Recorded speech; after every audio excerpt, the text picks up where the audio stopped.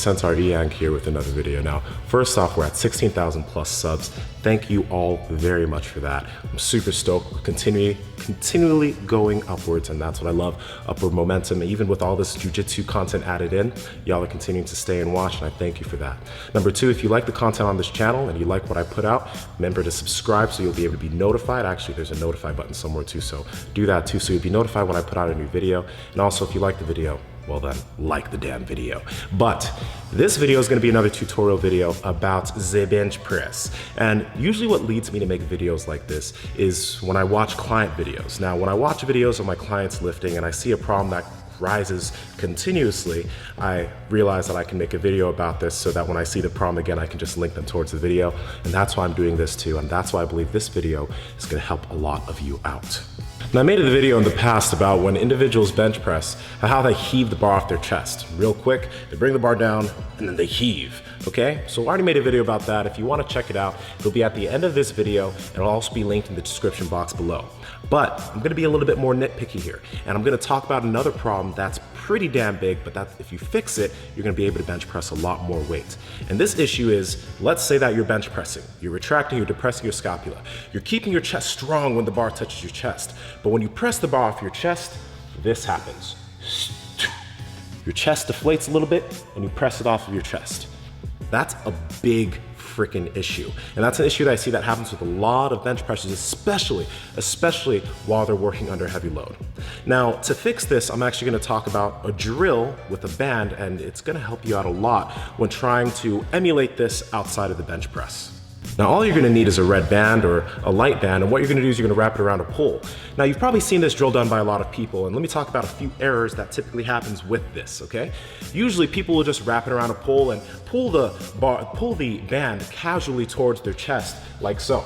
But the problem is that they're not really emulating the bench press. They're not retracting and depressing the scapula. They're not treating it like a true bench press warm-up. They're not activating even their lats while they're doing this. So obviously, you put the band around the bar and then you retract and depress your scapula. But now the second problem when they do this drill is that they're not bringing their chest up while they're pulling the band towards them. They're just retracting, depressing, and pulling, okay? The ultimate and best way to do this drill is to retract, depress the scapula, and then as you're pulling the band towards yourself, retract, depress, you bring your chest up. You physically work on bringing your chest up. The one thing you're gonna notice actually is in your erectors, you're gonna notice a shit ton more activation than if you were just to pull it towards yourself while retracting and depressing your scapula.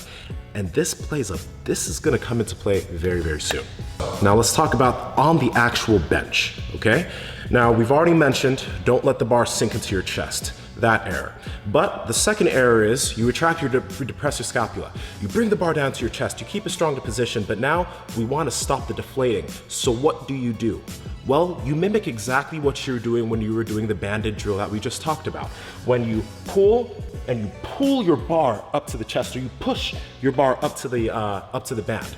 Now, what you're gonna be doing when you're benching is instead of letting your chest deflate at the bottom, you're gonna keep pushing your chest towards the bar. And as you bench, you're gonna pull, and then keep your chest up. Okay, when you do this correctly, all of you are gonna notice, again, like I mentioned with the band, a lot of tightness and a lot of activation in your erectors and even more activation in your lats. And what this is gonna allow you to do is, obviously when you're doing a lot of reps, let's say you're doing reps of 4 to 6, right? You're gonna maintain a stronger position throughout your whole set, okay? Because when you watch a lot of people bench press, rep 1, the position that they started with on rep 1 looks very different from the position that they started with on rep 5.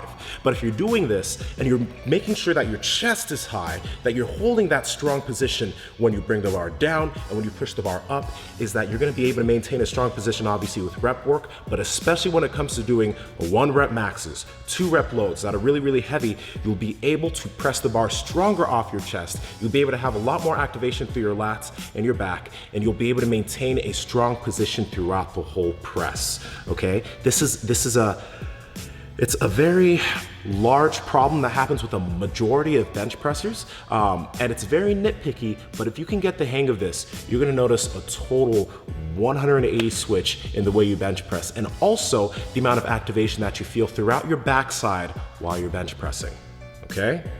Hopefully this all made sense. If you have any questions about this video, leave it in the comment section below. I'm gonna make a Q&A video this week for the questions that you guys have been leaving. And yeah, that's it. This is gonna help a lot of you. Marcellus, I made this mainly because of you, my dude, at the Swolefessor. And that's it. That's it. We're done. We're done. Okay, guys, this is Nsima the Centaur Inyang from Break the Bar. Be an Anomaly, that program for martial artists and powerlifters is still gonna be coming out. And it's gonna have a little surprise in it, which I'm super pumped about. I don't box. Anyway, this is Nsima the Centaur Inyang from Break the Bar. Be an Anomaly, be yourself, own your fitness, do your thing, and I will talk to all of you very, very soon.